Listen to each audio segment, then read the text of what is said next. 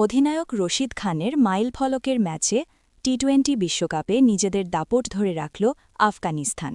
আরব আমিরাতকে ৫ উইকেটে হারিয়ে সুপার ৮-এর আশা বাঁচিয়ে রাখার পাশাপাশি টুর্নামেন্টে প্রথম পয়েন্টে স্বাদ পেল তারা।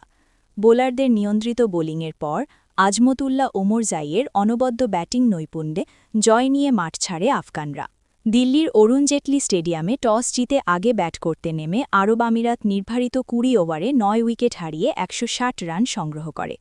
দলের পক্ষে সর্বোচ্চ ৬৮ রান করেন সোহেব। আফগানিস্তানের পক্ষে ওমরজাই মাত্র ১৫ রানে ৪টি উইকেট শিকার করে আমিরাতের ইনিংসের মেরুদণ্ড ভেঙে দেন। ১৬১ রানের লক্ষ্য তাড়া করতে নেমে শুরুতেই রহমানুল্লাহ গুরবাজ ও ইব্রাহিম জাদরানের উইকেট হারিয়ে কিছুটা চাপে পড়ে আফগানিস্তান। তবে এক প্রান্ত আগলে রেখে দারুণ ৫০ তুলে নেন ইব্রাহিম জাদরান, ৪১ বলে ৫৩ রান।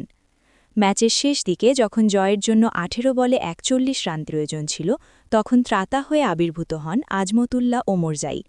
তিনি মাত্র ২১ বলে ৩টি ছক্কা ও ৪টি চারের সাহায্যে অপরাজিত ৪০ রানের ঝোড়ো ইনিংস খেলেন। সেই ওভারের নাটকীয়তায় বাউন্ডারি মেরে দলের জয় নিশ্চিত করেন তিনি। রশিদ খান এদিন টি-20 ক্রিকেটে তার ৭০০ উইকেটের মাইল ফলক স্পর্শ করেন, যা ম্যাচটিকে আরও স্মরণীয় করে রাখে। ব্যাট হাতে ৪০ রান এবং বল হাতে ৪ উইকেট নিয়ে ম্যাচের সেরা খেলোয়াড় নির্বাচিত হন আজমতুল্লাহ ওমরজাই। এই জয়ের ফলে আফগানিস্তান তাদের সুপার ৮-এর স্বপ্ন উজ্জ্বল করল। আগামী বৃহস্পতিবার চেন্নাইয়ে কানাডার মুখোমুখি হবে রশিদ খানের দল, যেখানে জয় পেলে তারা টুর্নামেন্টে আরও সুবিধাজনক অবস্থানে পৌঁছাবে।